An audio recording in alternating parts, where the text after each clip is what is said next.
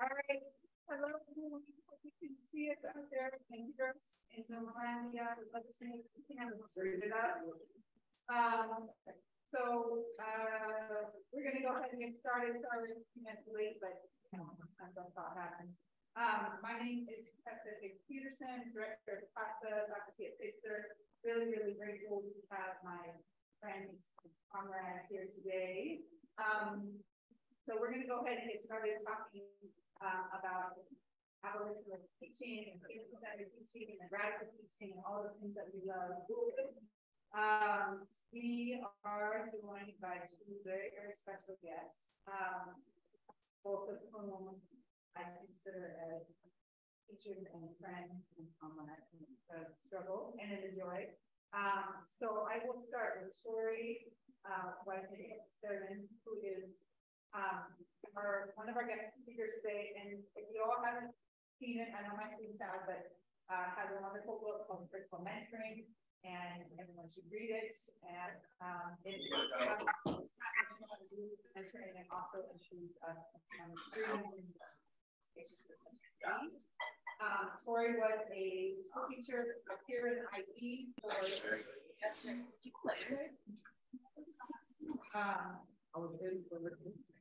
you were in there for a while, and eventually came out of the formal school system and created her own unschooling, deschooling, radical schooling system of her own called EMON, Youth International Network. And that has a beautiful location right here up the street from us here in CASA, and serving BIPOC and queer and all youth here in the IE interested in freedom dreaming and new ways of learning and connecting and building collective power and wellness. You'll hear more about that later. And Andre is here with us, also from the IE, and Andre is had been a school teacher for 12 years, also in the school teaching lab, and now does consulting and writing and teaching of his own graduate university, and is also finishing a dissertation that Torie and I are supporting his completion of very soon. So the topics of healing-centered education for BIPOC teachers.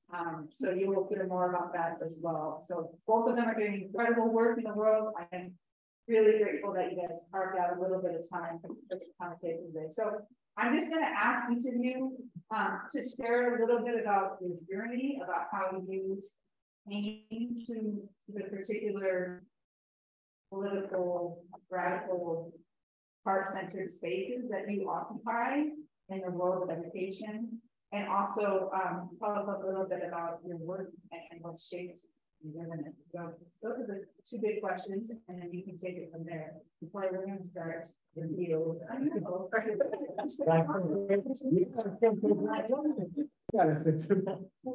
All right. Okay. Hey, y'all. Thank you for having me. I'm happy to be here. I love the setup. I was checking out the mic and everything. Let's get to that real quick. Yeah. I see y'all out here in the streets. So I want to always start with teaching to talk about my journey, but I think it doesn't start there. I mean, obviously a lot of folks start with their upbringing. That's pretty important to me, but I would say like my holy trinity, that's my mother, my grandmother, and my aunt. Those three women are really truly the foundation of like who I am and how I got to where I am.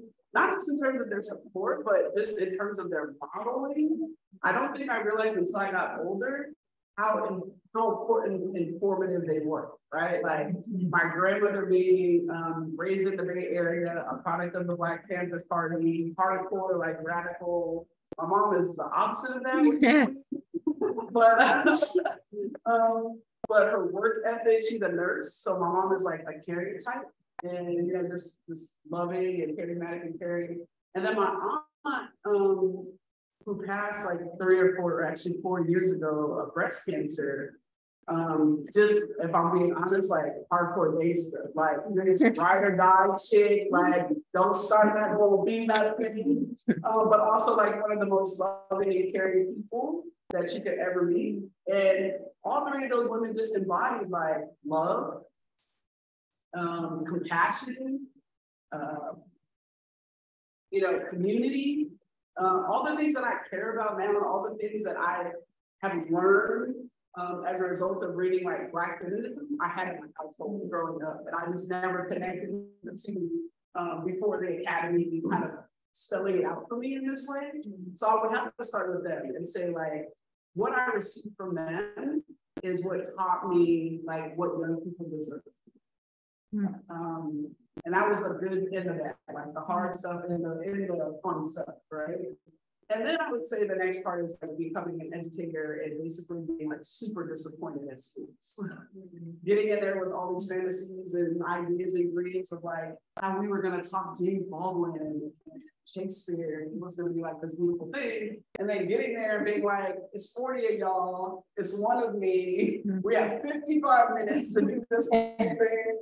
And that's being interrupted by announcements and rallies and sports and attendance and just like all kinds of stuff.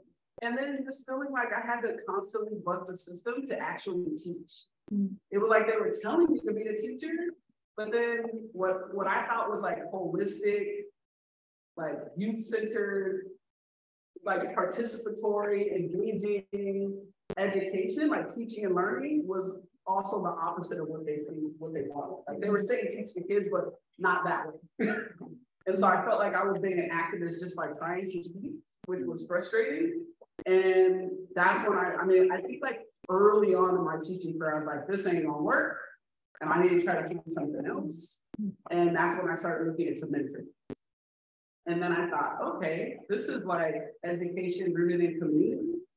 And I'm messing with that. So let me kind of like sit here, and I started Iman while I was still an educator because I was trying to figure out like what would work best. But that's a little bit of the journey. I know we're gonna have like more conversation, but that's the kind of the short version, a little bit of how I got to where I got, and why this work is particularly important to me. I think at the end of the day, it comes down to wanting young people to have what I have, and also wanting young people to have better than what I have. That's awesome, Torie. And firstly, thanks, Tessa, for hosting, offering space for us. I'm always really full of gratitude to learn with Tessa and with Torie. It's you don't often experience educators in our spaces that are feeling centered and that actually embody the work that they're doing. So unfortunately, a lot of times I think professors intellectualize the work and it becomes like above the neck. There's a lot of theories and understandings, but there's not work that's reflected in the body. And I think Torie necessarily embody that. I'm going to use some slides because I have a neurodivergent brain. I have ADHD, and 2 years ago I was diagnosed as an adult. So I was struggling with my dissertation. I'm currently in 8th year. When I'm supposed to finish in 4 to 6, but you know, there was a pandemic. We had our second child, so life is very full, and I wanted to use some slides to kind of just track what I wanted to share. So, hold on, so we're just turning at the volume on the mic so everyone can hear you as best as possible. It's nice. It's not moving. Right where you were, right.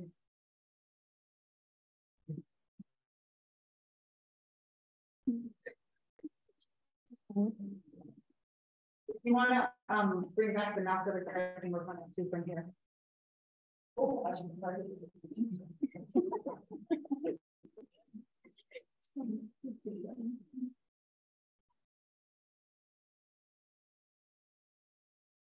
what's the well, that would be consistent on. Looks like a big use. So let's share this. That's great.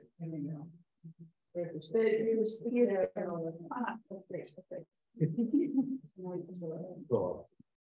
So my intention for this brief opening is just to connect with you all, to share some of my stories and my narratives, And if we have a chance, we'll talk about pedagogy and practice, and then we'll reflect on the time. Just really briefly, like Torie, I think it's always important to share about ourselves and who we are in relationship to the work. I'm 1.5 generation Taiwanese American. That means I came to the States when I was 8. I was once a documented, formerly English language learner. I was in ESL until 7th grade, and I transitioned to middle school. I'm a first-gen college student. That means that I didn't apply to college, high school. And after I graduated from high school, I went to community college for 3 years. I identify as an aspiring feminist husband and father. I think I got the feminist father down, but the husband part is work in progress. I have to say that because my wife and I are currently in couples therapy again. I identify as cisgender, heterosexual male, first-gen Christian. And in terms of education, I did 12 years in middle school math and 5 years in high school and higher ed.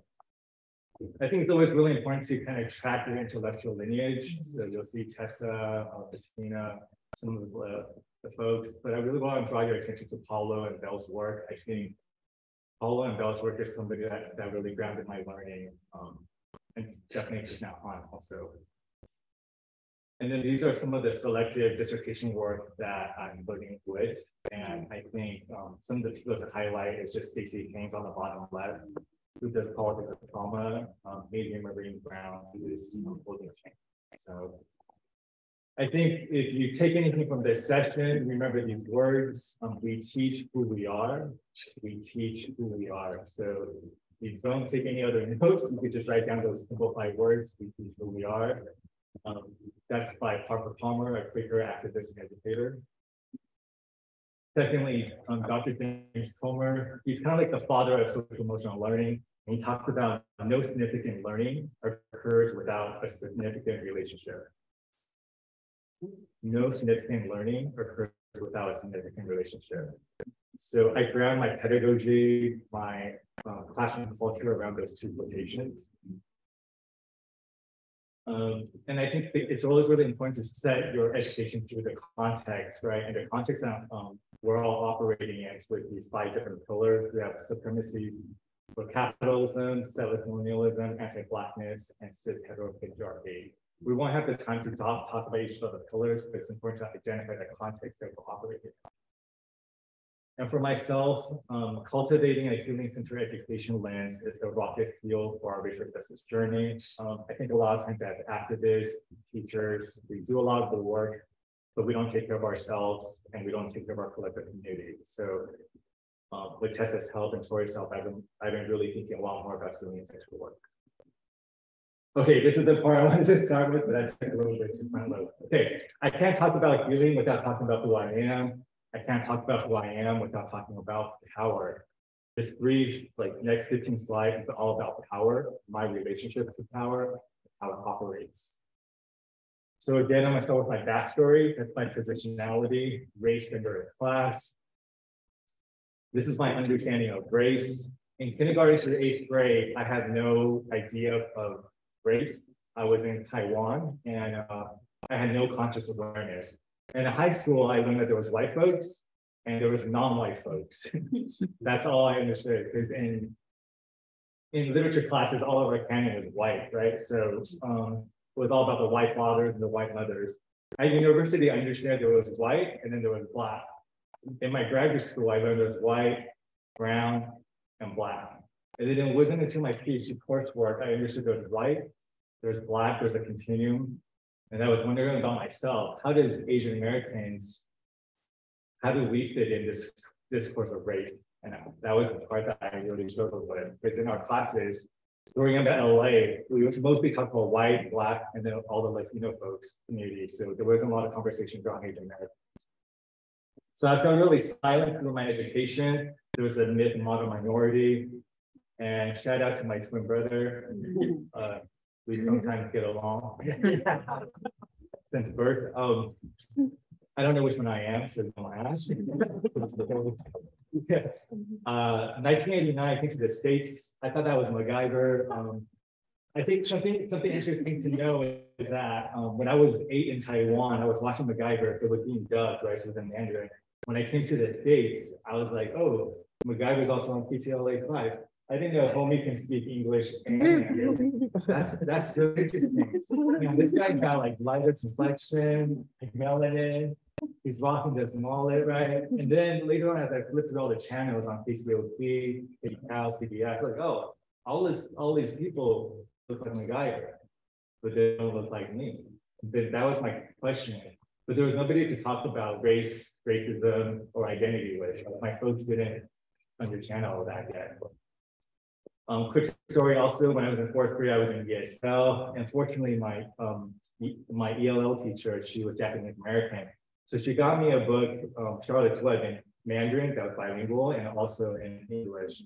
But the problem was I was still learning how to read Mandarin. So I was learning how to read Mandarin, so I can read the words on the text, but I couldn't really comprehend it. And then on the right side was English, but I obviously didn't know English yet, so I couldn't really comprehend that. For the longest time, I thought Charlotte's Web was, I thought Charlotte was a girl because she's in the foreground. And I didn't really get the apostrophe S. It wasn't until middle school, I saw the movie, there was a trailer. I was like, oh my gosh, it's Charlotte's Web. Charlotte's Web. Okay, I get it. That's why the story didn't make sense. That's why I was getting 1s and 2s in my report card. And then I tell this same story using these same slides with my middle school students. 20 years later, 2013, I tell my middle school students, oh, you all know Charlotte's Web. I thought, and then some of my students like, oh my gosh, oh no, I thought Charlotte was a girl too. And that was so wild for me because I thought about how 20 years later, the education system hasn't really shifted. It's still been teaching us just like by baking us and telling us what to do. And in 7th grade, 1994, Prop 187, there was a lot of discussion about undocumented folks being denied access to health, education, public service. And that was the first time I understood folks who spoke with an accent, folks that didn't speak with an accent, folks who have access to public services, and folks who didn't. And I think this is also really important why I'm doing the mental health, why I'm doing essential work. I guess content learning, activation learning. My best friend in high school, he died by suicide. And at that time, he's Asian American, and he didn't, like, nobody at school talked about it. So it felt like there was this emotional knot that was being tied. And as a best friend, I felt like there was so much I could have done, and there was so much shame and guilt that was like this invisible shame and invisible guilt that was putting on myself. And it wasn't until years later when I was starting to do therapy, I had to like let go of all of those and metabolize those things. And I think just very briefly, I went to community college for 3 years. I taught at Pasadena City College, and because our children had to blow their faces out, because back then I didn't get consent. And then I graduated at UCLA. That's my folks. My mom's in the middle. She passed away 14 years ago, yesterday actually. So yesterday was a remembrance for her. So that's my pops, and then that's my older brother and my twin. And I think when Tessa asked this question, like, when did I get politicized? And I think it was during my junior and senior year at UCLA. I had these super dope professors who are all like famous folks now, but I think even when I was reading Paulo and Bell, like I didn't really understand, like I understood it with my brain, but I didn't really understand how that impacted me in my practice. And like Torie, when you get into the system of teaching, like the system can swallow you up. Like the system's full of high stakes, urgency, and I knew about banking, I knew about transformative pedagogy, but it was really hard to operate and practice those things when you were in the system. Beautiful. Thank you both for walking us through the personal journeys. We always start with the personal because it is political and because it is such a part of how we come to this work and how we express our understanding of social justice through the lens, you know, and the roots and the ancestors that we bring to the table. So I appreciate you for putting energy to that. Torie, so Iman has these multiple focuses on wellness and organizing power and empowerment, obviously mentoring. Tell us a little bit about like how you guys came to the journey of choosing those as their focal points, and this huge work for social justice and education and learning and growing and mentoring. How do those rise to the top? What was that process like for you? Two ways. One was three, I would say. One was being in education, or I would say being in schooling, and watching the failures of schools, basically being like, this is all some bullshit, if I can be honest.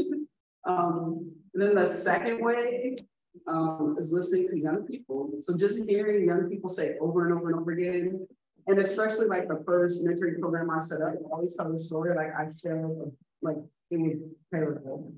And the response to that was young people being like, well, you didn't ask us.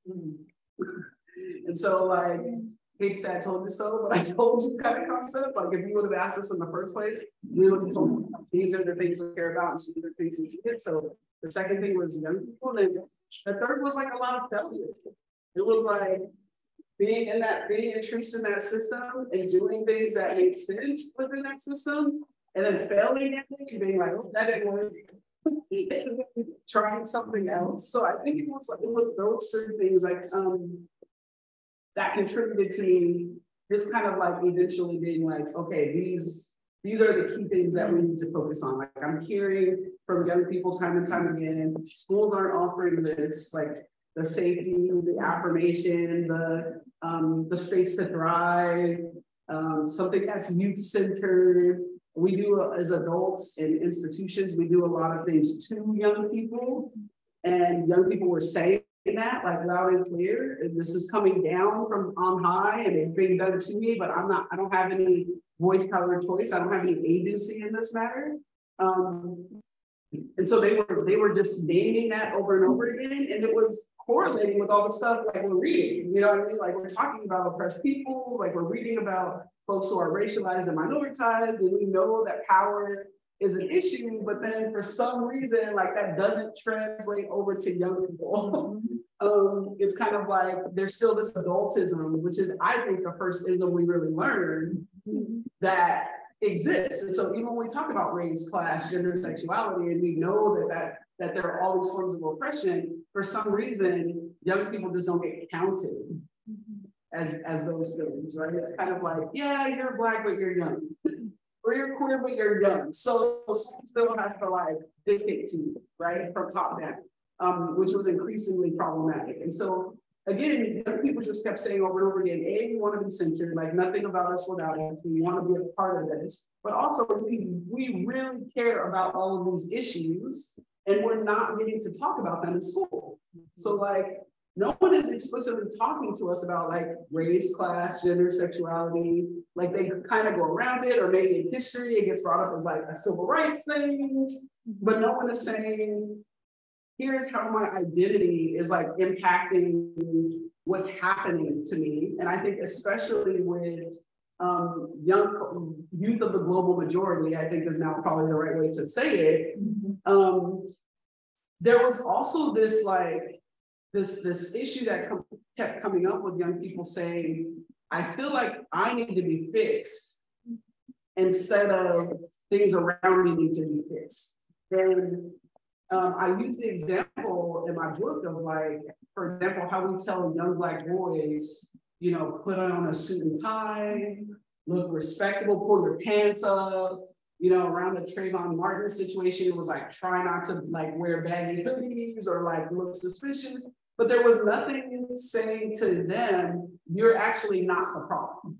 And mentoring kept sending this message of like, well, if I'm a caring adult, then my biggest job is to like fix you up and make you like responsible and make you smarter and make you respectable and make you less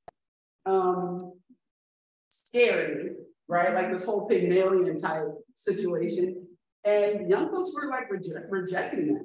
You know, they were saying, I actually don't think I need to be fixed. I don't think there's anything wrong with me. And how come no one is saying that they shouldn't just kill me? Like people shouldn't kill me, or people shouldn't see me this way, or people shouldn't attack me. And it was not just that vulnerability and that honesty, but also like on some level that innocence from young people that was like, just because you've adapted to this really messed up world doesn't mean I should have to. And at some point, like, I need someone to help me resist this. And so because young people kept naming those issues, that's why they became so important to us at UMON, because it was like, they were saying we do need support. We love the idea of mentorship, but it just doesn't look the way we want it to look, right? We do want education. We want to learn stuff. We're not resisting that. We're resisting the ways in which you're forcing us to learn stuff, or not just the ways, but the stuff you're asking us to learn that we don't think is important or relevant. And then they were also saying very clearly that like, we are overwhelmed. And like, you guys are expecting a lot of us, you know, as a high school teacher, and I taught AP as well, there's this constant high stakes environment of like, I have to take 5 AP classes and I need to get a 4.0 or at this point, it's like a 5.0. It's like beyond the scale. It was like, I have to know at 15 what I want to do for the rest of my life, because if I don't, then I'm not going to get the right college. I'm not going to get the right degree. And if I don't get the right degree, I'm not going to get the right job. I don't get the right job. No one's going to care about me. I'm going to be homeless. I'm going to be, or like all these big things. And you're like, a 15-year-old kid, and you're like managing hormones and the girl guy you like, or you know, just being tired at 8 in the morning when we're trying to force Shakespeare on you. And then there's also these like big world problems that are also happening. And there wasn't a place for like, breathe. Like, first of all, we love you no matter what. You're good enough as you are. And if you don't ever perform, it's okay. It's sometimes if you don't even basically perform, sometimes it's okay. And just that's where the wellness component came from, because like young people are stressed and it's high anxiety, high stakes. And so again, everything that we ended up putting as like our sort of pillars were things that young people were just saying, here's what we need, and here's how we need it, and here's why we need it. And then us being like, bet. Like we're listening to you, and we're not just listening to what you want, but we also really want to be intentional about like how you want. Some love right there. A couple of things come to mind when you're talking about. I wanted just to pinpoint this notion of failing forward, because you talked about the failures, and you talk about it openly on social media, which I think you do even strategically to be like, hey, we could be a successful person who failed, and that's part of the journey, right? So let's name that and not be so scared of the group, but just be real about it, right? And I appreciate you doing that, because there's such an American capitalist notion of perfection and white supremacy that puts us into these boxes of perfection that are impossible and damaging, right? So I also want you all to hear that, because I think you've been inculcated in the system where you have to get the A, it has to be the right, everything has to be so perfect, and there's so much pressure. And part of being creative, like a real creative person and really freedom dreaming, is being willing to experiment and then being willing to fail in experiments. Yeah. Because from those failures, we learn exactly what not to do. Exactly. And then the youth mentoring program became so amazing. If you hadn't even started and even messed up, then it wouldn't be this, right? So I just think that's a beautiful piece of really relish, and that part of the trauma that we exist in now is of unwillingness to be vulnerable and an unwillingness to risk. And the fact that risk taking, our creativity and our freedom dream can't happen. So it's all connected, right? So I think this is an important piece of the social justice work. The other thing I wanted to point out is that the only reason that failure didn't totally screw everything up is because you had the relationships where students trusted you enough to call you up. Yeah. So you had the repair after the failure. Right. You can't just be like, I'm just going to throw it at anything, and if your things get messed up, it doesn't matter. Like, no, someone's going to get hurt when you're experimenting. Like the damage could be happening. So you have to be accountable to that. But if you have the relationships, then you can engage in repair. And we're always going to have painful falling outs. But it doesn't always have to be that cancel culture. You didn't get canceled by your students because they trusted you enough to be like, I know you have good intentions. And your impact is having a different thing than your intention. So let us have a conversation about how you, and then through that repair, then you can be like, thank you, teachers, for that education. You had the humility and vulnerability to do that, break down the entire piece. So I think there's just so many pieces from that story that pull together the concept that I think are critical to deep restorative abolitionist work. So I appreciate you giving us it in real time. And the last thing is just youth voice. Youth voice, and I think it is, you know, we have, I think the two final frontiers of the social justice work is ageism and ability justice. But there's two things that people have normalized as to being something that isn't given agency to on a national platform, and then in a very interpersonal way. One of our students brought up a really interesting point that in one of your TED Talks, you were talking about how important it is for students to be able to talk to students, teachers, about what they're going through, about their identity. And now we have Florida and 26 other states that are trying to say you cannot talk about sex education, you cannot talk about critical race theory, you can't even talk about anything seemingly about DEI. So when our institutions literally ban legally the ability for students to talk to their teacher about the thing, you know, you had the willingness and the risk that you took to leave your job so you could do it in spaces that wouldn't hinder you. But what about the teachers and students in those spaces? You know, I mean, I think all of us are having that the spirit murdering moment of like, these schools are becoming very unsafe for another set of, or not becoming, they have been unsafe, but legally they're getting another level. So I don't think there's anything to say. First of all, shout out to critical teachers right now, because like their job was already difficult, but yeah, it's becoming increasingly difficult. The cynical part of me wants to be like, low key, like those teachers were being pushed out anyway without laws, because even though, I mean, the laws basically help a lot of the cultural things that were already happening in schools, if that makes sense. Like, unless you were in, and I, you know, again, this sounds like really terrible, like I'm not gonna give any schools any credit, but I'll just speak generally, but I think unless you were in sort of special places, a lot of teachers who are critical were already feeling this pain, like either peer pressure, admin pressure, sometimes like parents being like, oh, I don't like this. So I think like teachers were already being really policed. Now that it's legal, it does give it an added level of pressure, but it really just formalizes, I think, what critical teachers are already experiencing. Like, now you can officially, like, maybe you don't have any union support now because of the legal ramifications, but before, like, those kinds of teachers were being consistently pushed out anyway. I know, like, one of my big fights at my school was just the gentleness with which admin would handle conservative teachers over liberal teachers. Like, if I had, like, for example, I had an Italian peace flag up, which is a rainbow, and it was an Italian peace flag, like it said Pace across, and like there's a whole history about it or whatever.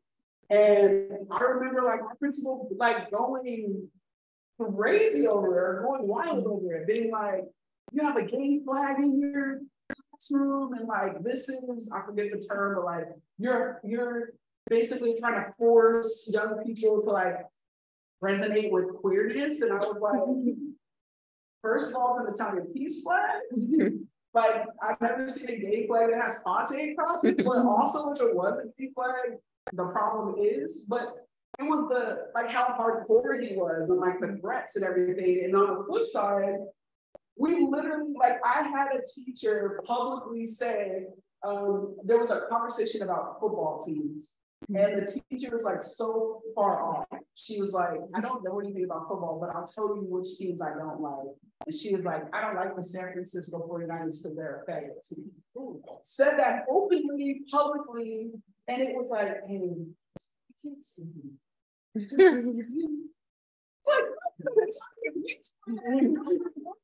like, terrible. Somebody classroom asked me about this, about this. And so again, I think like these are already issues. I think the right is doing a good job of having a bigger platform, of making things more public, of trying to ingrain things in policy. And I have some critiques about the liberals for not fighting as hard, but that's just another thing. But I also think it was already there. So I'm just gonna say that. So I think we just gotta be the activists we always have been and just keep bringing it. And at some point in time, we're going to have to get as organized and strategic as they are. And we got to stop being so, I hate to say that, but like the love got to come off and we got to stop being so nice. Because on the liberal side, we're like, let's just all get together.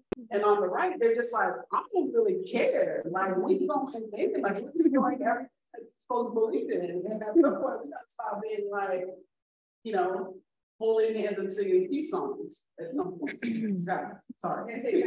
I'm just saying, like, I'm a CASA but you know, my aunt, I told you about my aunt. She always said, she also said you can catch these hands if you try to. So, but the other thing I want to say too, really quickly, just about the failure part, because you brought up an issue for me, which is that I think one of the reasons why folks are so afraid to build things, like one of my biggest critiques right now of some of the movements are that people are hell-bent on tearing things down and dismantling it and abolishing, and that is all good work. But we rarely agree on how to put something in place of what we tore down. And I think a lot of that is a result of fear of failure. Like nobody wants to get called out by the woke police, right? By like doing the wrong thing or like setting something up that was like, that's not good. But I also think that's a limitation of our movements because we're not willing to take the risk of building something and then being like, oops, that didn't work. Let me try this again. Then we're just gonna tear stuff down. But we're not gonna have anything in its place. Yeah. Yeah, one quick question, then we're gonna move on to. Oh, yeah. I guess I was also just wondering, kind of about like, I was thinking about like when, like in my education, I got politicized and especially like all of the adult kind of like influence on what's appropriate and how to talk about like different axes of oppression at what age, and then how to balance that with like the questions that people are asking. And then when you add in the whole other level of like the laws and the censorship and everything. So I guess I just wanted to ask like both of you how you kind of deal with like what's appropriate to say when, and how do you decide like without like stripping the agency of like what kids want to know.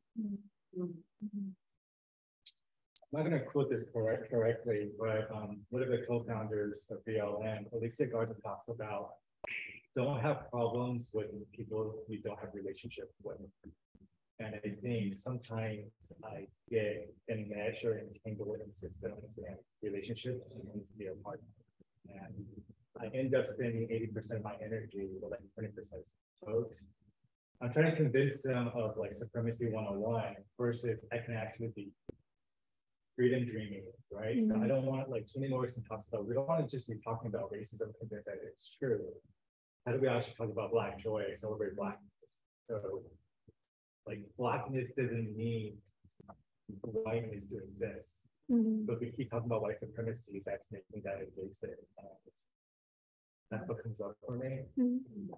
It's a lot more delicate for teachers though, because I know that my grad students who are first-year teachers, I tell them like, no, sometimes you're gonna have to behave differently when you're not tenured. You gotta have living. Yeah, it's like once you're tenured, we can have different like showing up. Yeah. But it's hard. Some folks can be activists and like they transfer from school to school. For other folks, they start off as a bridge builder and then they find like allies, comrades, and they get betrayed one by they recruit teachers one by one. And before you know it, it's like 5 activists at the site. They can be real like mobilized.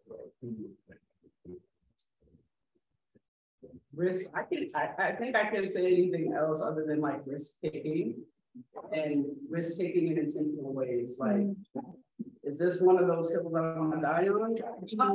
And also, I think this is where tying into community is really particularly important, and making sure that there are multiple resources for young folks too. I don't always, the other thing is like, I don't put myself in a situation where I feel like I always have to have the answers for everything. And I think, especially as a teacher, sometimes it might be safer for you to provide a resource rather than answering the question. Yeah. And I think that I've learned that like being on both sides, because now with some of my colleagues, with some of my past colleagues who are still teachers, I'm like, okay, I get that you don't want to answer this question because it's like you got to pay bills, but now you can just be like, hey, I know there's a community organization that does this work. You might find some answers over here. And I think that's where like really building community might be of help in terms of, you know, it's not that you're avoiding responsibility, but like if you have this community, you're like, hey, here's what I can do. Here's what you can do. Like, here, you know, like we're all in different spaces, maybe establishing that network of activists and organizers and community that you might be able to help answer that question, maybe even without answering that question. I think one more thing to add is like we're within a system that parts our logic, right? So the system believes everything is visible. So the system believes that teachers are disposable. So when you're working with that system, you don't ever want to fail alone. You don't always fail with people who have power. So I always make sure that I get the test scores high so that my admin, my principal isn't giving me the green light on X, Y, and Z. She's on a rubber campaign. So that when I do my social justice math concept, they're not gonna call, they're not gonna say like, oh, numbers are racist or math people calling like it. They're gonna allow me to do the work that I do because I can also show up with my rigor. But it's a dance, and I think it's not like a one-year journey. It's something that you're gonna have convictions with, and I think as we continue to develop and evolve, you'll feel comfortable with what you want to face. And I think when you're saying about appropriate, like how to, especially with different age groups and students, if you're teaching about Thanksgiving to 11th graders versus first graders, that lesson plan is going to look different. Right? But it doesn't mean that with first graders you have to just say the Pilgrims came and had turkey was great. Yeah, you can actually have conversations that get into acknowledgement of harm, reparations. What does restoration look like? The things that our government haven't done, but the notion, the concepts of what it can look like when you have that a first grader, they know what it feels like to have been harmed on the school grounds, right? They know what it feels like when someone makes it care. They know what it feels like to need to be accountable to. So those concepts you can translate, even if you're not able at a certain point to talk about.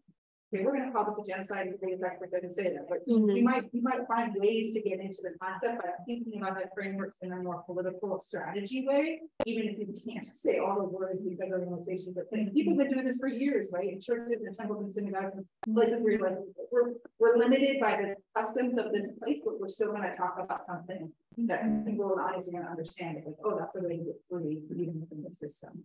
It takes nuance and strategy. All right, we're going to pass the mic over to Andre to share with us whatever the heck he wants. Yeah, I have a lot of slides as usual, but I think I'll start with this. I think kind of double clicking on Torie's idea of like failing forward, this idea of a beautiful mistake. And I think when I first started teaching, there was definitely this sense of like full equity. I was race evasive. I believed in the myth of meritocracy. And I had caring practices that was also within a dehumanizing classroom culture. And I think I'll offer some examples of that. So I taught my first year at LA Unified in 2006. The union is on strike right now. Over 400,000 children are not in school. It's hard times. I learned about education in college in UCLA 2007.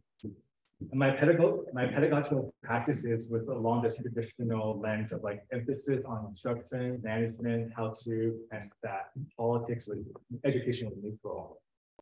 So this is my traditional textbook from 2005. These are the CSTs, the California standards. Those are actually real problems that my 8th graders have to work on. It's like a little triggering. Yeah, Yeah, wait, I want to see if I can do that. This is big. Our administrators were really big on moving from like far below basic to basic, proficient, advanced. And there's this idea that we can take the essence of the student's learning and then measure it with scores. So with this idea that I, as a teacher, hold knowledge and experience, and then this is like teacher-centered learning. And I thought when my mentors, not my mentors, my colleagues came through the classroom, they will always say, Andre, your class is like, you're ruling with an iron fist and a silk glove. And I thought that was such a like compliment. Like I have control of the classroom. There's like 36 adolescents and that don't want to be there. And I had a lot of control in the class. And I also talked about how much I cared. I did a lot of home visits every month, but through it all, I really expected the student to be like high performance engines. And unfortunately, I acknowledge that I had like pedagogical malpractice. Like I would shame the students. I would tell the students like, "Oh, why are you not working hard enough? You can do better. Like I'm here before school, during school, after school. You're not here for office hours or tutoring. Maybe talk to your parents, and I would shame the kid in front of the parents. Some of you might get triggered." And I remember like this. There's all this like pull yourself up by your bootstrap. Like I didn't really understand how the system was impacting the individual and their families. So also this idea that I remember my students would get transferred, often opportunity transfer, meaning that they got expelled from their former school and they came to our school. And I told the students like, I don't care if you're black, white, and I said these words, you're purple or polka dot. I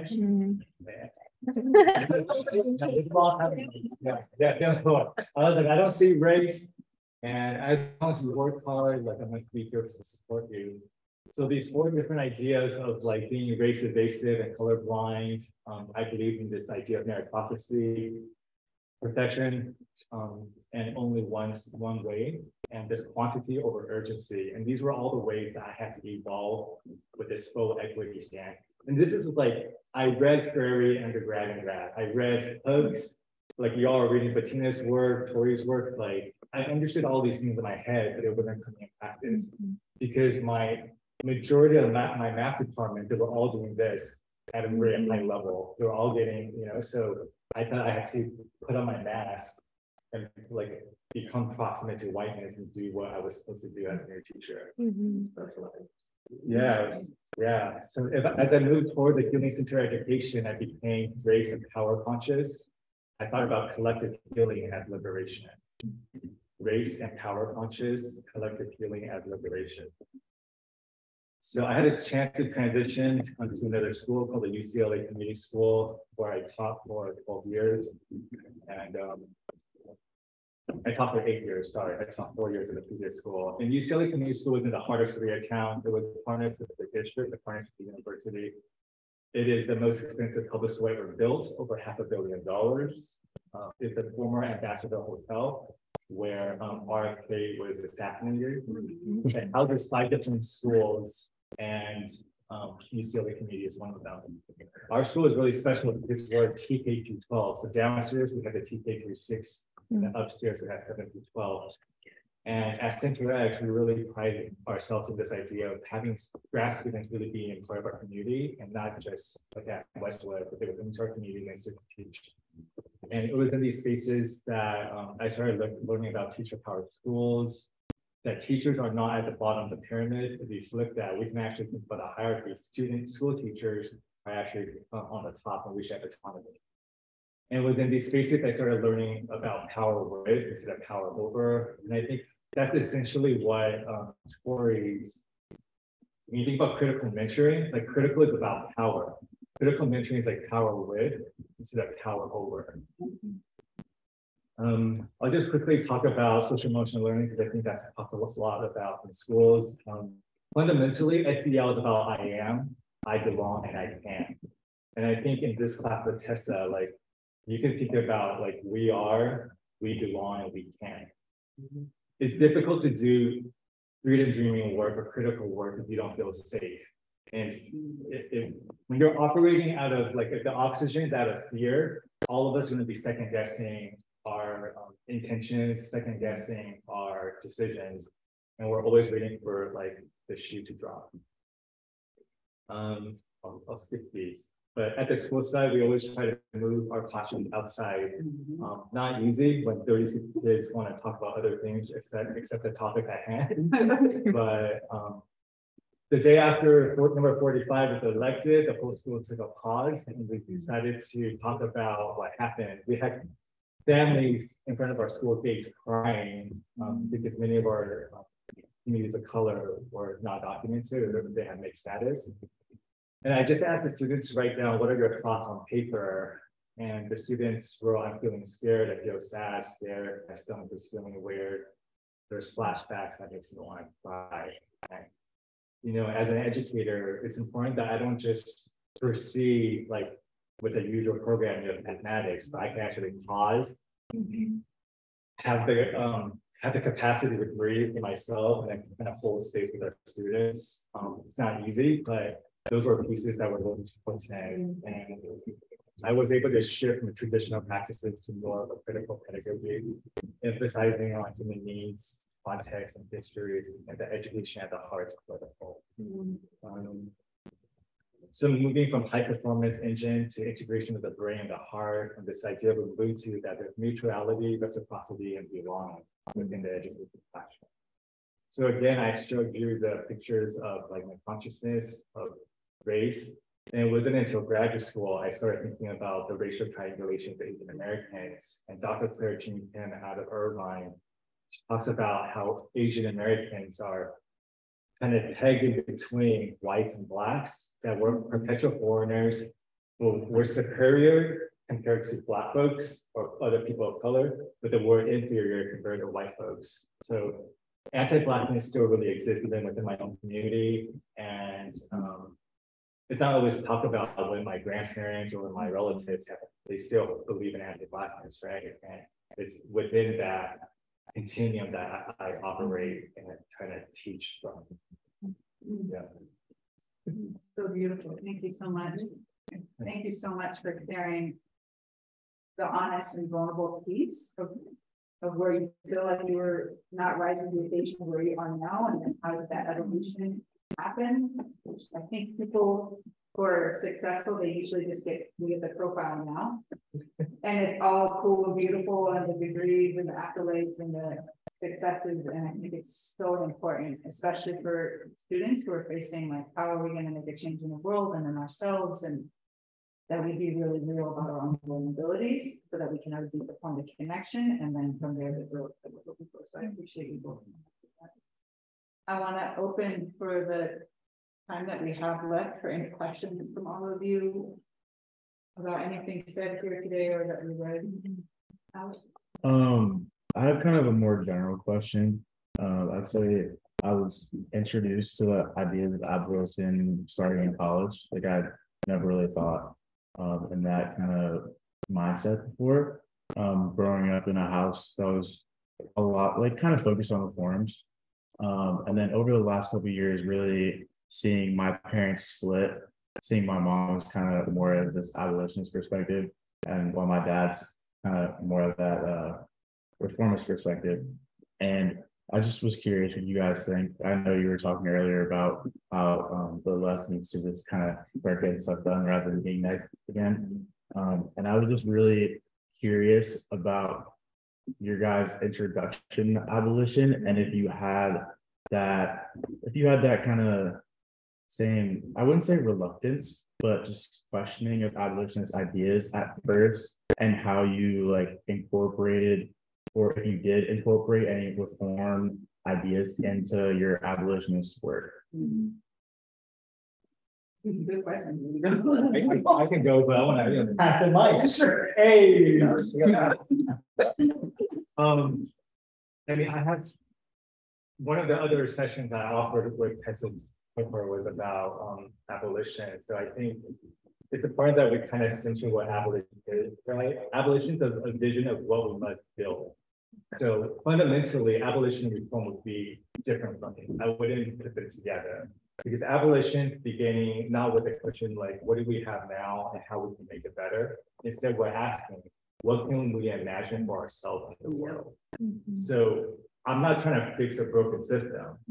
I'm going to name that broken system. I'm going to identify it. And Tessa was actually the one that shared this quotation with me by, Marianne Cabo. She talked about this idea that you met her like on the elevator on the way out for a conference. And Marianne talks about that you got to work within the system, work outside of the system, then work against the system. I think sometimes abolitionists or racial justice folks, like we think that you have to do all or nothing, but you need all three. You need bridge builders, you need abolitionists, you need people like slowly building the work. Like I grew up in a Christian community in my young adult years, and like I can't just go bullshit up. Like I can't talk about like you need to have female path, like that's not gonna work. But and maybe that's not my work to do, but you gotta have different folks doing different ways of operating. And Within education, abolition of political vision with the goal of eliminating imprisonment, policing, and surveillance, creating sustainable and flourishing worlds for all. And I think you gotta have convictions about what you want to do, what you're compelled to. Like, what makes you come alive? Is it becoming a bridge builder? I hate building bridges, but because of the system we live in, I have to be a bridge builder at times. Because when I'm in a room that's all white, dominantly white, like I can't just bullshit up. Like that's my consulting fee. It's funny until you got to build. It's like, oh, okay, I'm gonna build bridges today. So that I can do other work and like do more abolition work, right? So I just want to say there's not a either or, it's a continuum that's wide. So really widen your aperture a little bit so that I think sometimes there's a sense of urgency, even with abolitionist work, that we're constantly moving with a sense of urgency because the system is burning. But how do we also do slow work? And how do we also look at the pace of the breath? That's something I always remind myself. How do I move? Don't have that sense of urgency, but at the pace of the I also just want to add on, like, you're also good at bridge building. So maybe like sometimes I have ideas of like when I was younger, I did myself as a revolutionary. And I'm like actually not really, I'm a non-good fighter. And I give myself, but I'm actually like, can I do like on and doing like a heart-centered like meditation? So at some point I have to be like, okay, you know what? I have a skill in a certain place, and maybe that's where I'm going to start. And some of my other, comrades who are other roles, I can look to them and be like, wow, you do that really well. We don't know each other, but then I can do this and you can do that, and I'll be a part of it. So I think it's interesting. Like, yeah, I do also good at things. We're like, I don't want to be person who expects it, but I can really do that. Actually, mutually, right? I think the bridge building is so difficult because there's so much fucking emotional labor. Yeah. And like I have to wear I'm authentically myself, but I have to wear some version of a transparent mask. I have to hold mostly white folks like guilt and shame with them. And it's like sometimes I can't sleep at night, right? Because like the superintendent is going to say X, Y, Z, and then the assistant is going to say something, and I have to like hold everybody's ego if they haven't done their own work. I'm like, here, hold it. And sometimes it's too much. But I am always down for bridge building with folks who are naming their own privilege, both BIPOC or white. Like, but it's when folks like, I think they theoretically want to do the like racial literacy work, but then interior wise are not quite ready. And because they're also operating with a system. They're in charge of 700 schools. Like you can't do slow work when the system is constantly moving. I'll pause there. No, this is awesome. I'm just like, yeah. I have a couple of thoughts in my head. I think on some level, and this goes back to my Holy Trinity I talked about, I think I've always been an abolitionist, but I didn't have a link, right? Especially when it comes to my grandmother was just like, nah, this ain't it. This ain't gonna work, right? And I think probably more so when I became an educator, because when you're like inside of a system and you can see the working parts and you can see the damage that the working parts are doing, like up close and personal, and you understand the historical context for that system, you're just kind of like, yeah, this ain't gonna work. So people would ask me all the time, like about, how do you think you can how can education be better? How can it be reformed? Like, how can we fix it? I don't want money, blah, blah, blah, like these kinds of conversations. And my answer, especially like after so many years of teaching, was always like, the system is doing exactly what it was designed to do. So there isn't really, when we say reform what? The system is designed to classify, to create hierarchy, to like, to funnel people into different areas, especially in the relates to capitalism. schools are an extension of the state. So it's like, it's serving its purpose, right? So if to me, that automatically meant abolition. Because if the system is doing what it's supposed to do, then what is a reform, right? And I think the same thing with policing. It's kind of like, when I talk to white folks about, like, do you really think we should abolish the police? Absolutely, because how do you have a system that started as a slave patrol?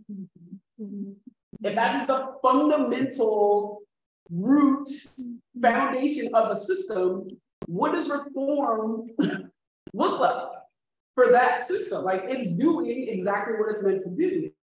So you kind of have to be an abolitionist if you look at a logical historical context for these systems. Like, if education or schooling was really meant to focus on white elite men, that's just what it is. That's how they built it. There's no such thing as reforming that.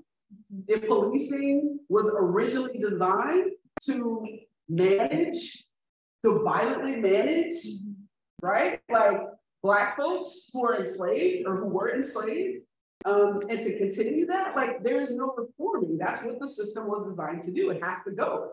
That's really the only possibility, in my opinion.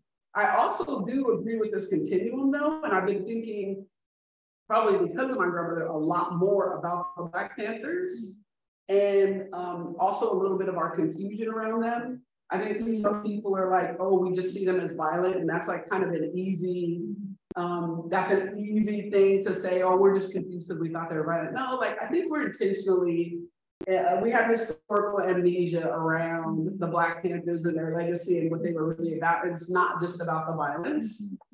It's because they were a thriving youth, a group of young people who were not only highly organized, but very thoughtful in the things that they did. And I'm thinking about Fred Hampton in particular, and his statement that we're not going to fight capitalism with Black capitalism, right? We're going to fight it with socialism. And he also said, in the Black Panthers described to this, like, as an organization, survival pending revolution. So, like, they understood that just trying to fight the police was not going to work because, well, we know historically what happened, right? So we know that they knew that. I know we still want to paint them as violent, but we know that they understood that they couldn't just have like full-on battles with the police. So what they started to do was think about, how can we implement our communal and socialist values to survive until we have enough power to blow things up, right? Yeah. And that's where like the schools came from. That's where the free breakfast program came from. That's where like a lot of that slow organizing, like with Fred Hampton bringing together the white patriot groups, the brown berets, right? The gang, the thugs, like bringing all those people together and saying, we may have some differences.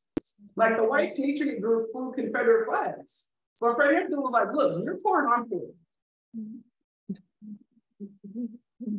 Like, you might want to call me nigga all you want, but at the end of the day, like, we're fighting a system of oppression with folks who are the power elite, who want to see us both destroyed. And if we don't figure out some kind of way, talk about bridge building, if we don't figure out some kind of way to build collective power in this community, you're going to stay poor and I'm going to stay poor. Right? And so I think, like, as we, especially now that we're talking about revisionist history so much, we need to take another look at the Black Panthers. Because, you know, we didn't dismiss them because of violence. We dismissed them because they were doing some real critical, groundbreaking work. And our movements today to take another look. And it was even beyond historical amnesia. It was dedicated way of creating a narrative about who this information. Yep. And they were not only trying to tear them down, but they were like saying, hey, this is what school should look like. Here's what community should look like, right? Yeah. Which is now why we have the legacy of the Black Panthers, the welfare system, but we dismiss them as a hate group. But I think that goes into that, like, you know, you slap a terrorist label on an organization, right? And this is talking about like historical revision, right? Like this idea of like making up these people as like bad guys or like domestic terrorists. Yep. And we saw none of that happen, especially with the Black Panther Party. But I too hold a bridge. I don't know what it is. I can bridge builder energy. I'm like, yo, but I want to say I have worn different hats in the movement throughout my growth too. So when I was young, I was like, oh my God, let's get rich. I'm gonna chain myself here. I'm gonna, top 27. It was like, oh, you were showing out. Like that just was a very, at least for the way I was organizing in that time, very violent. It was like there was a lot of violence in that movement at that time. My taste as an organizer has changed. I educated myself. I recognized, and that I think is the beautiful part of the bridge building energy. That you have to do the work. You're a bridge builder. Like I cannot enter into a relationship with none of you if I'm like, I can't. I don't want to misstate your quote, Andre, but you said something about like you can't be in a relationship with somebody and learn something or teach them something, right? You said that somewhere. I totally butchered that, but I think that's a really important piece to this. Like whatever you feel that calling, right? Whatever that is, you still have to do the work within yourself, and you can show up to that work. Because or let me just keep it to myself. As an abolitionist, this framework, it sounds beautiful and simple, but it's hard work, man. And like a lot of folks are like, so then what do we do if we defund the police? Well, I'm gonna take this from Susan, a professor at the Robert Redford Conservancy. She talks about like abolition already exists. Like she used herself as a case study for this, right? She is middle class. Her son was, or her child was like pulled over, and the police called her instead of involving another cop or arresting her child, right?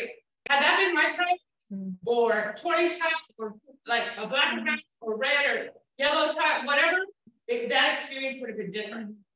And this child happened to have a knife with them that was illegal. And they handed the knife to the parent and were like, you really need to get some help for your child.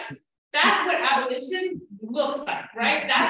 It's already in place. It's not this like far out idea. Like these things are happening for certain people. We just want it for all people.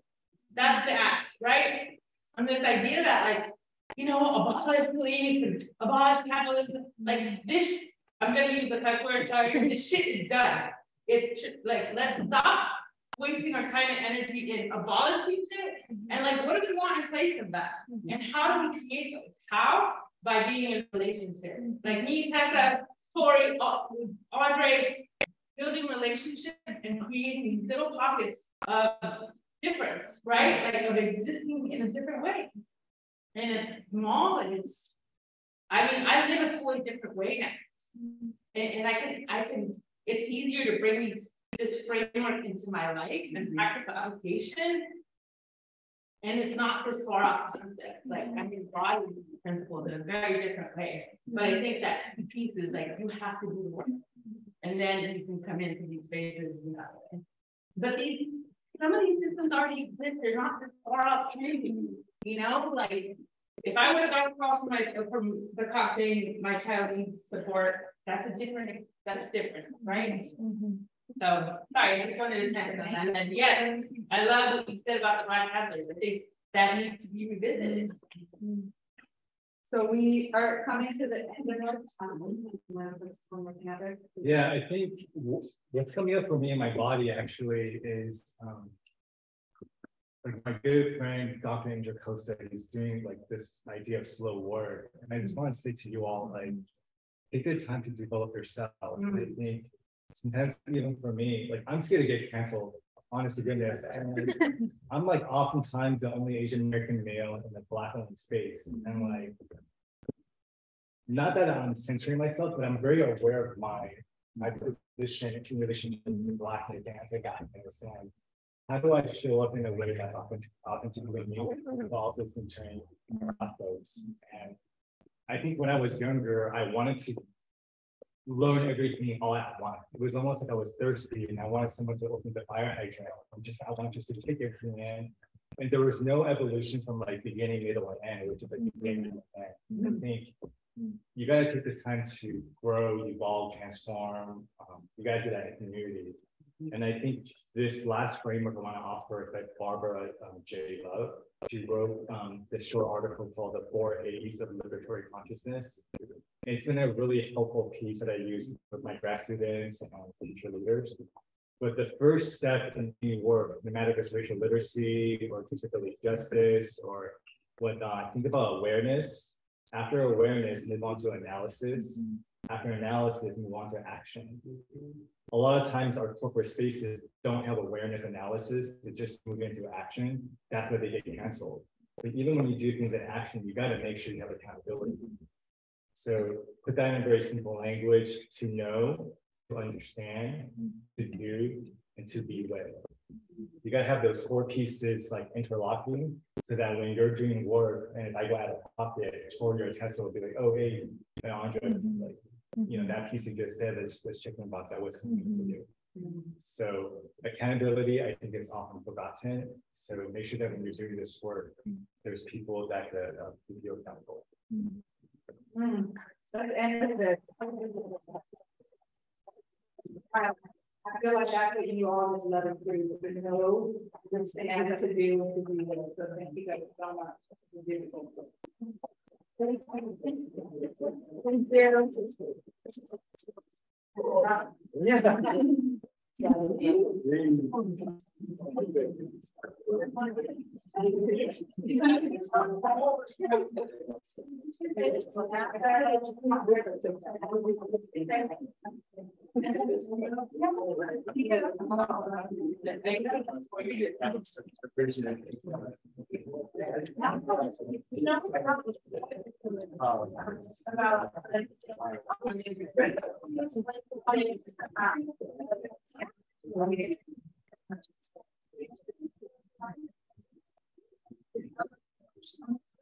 you.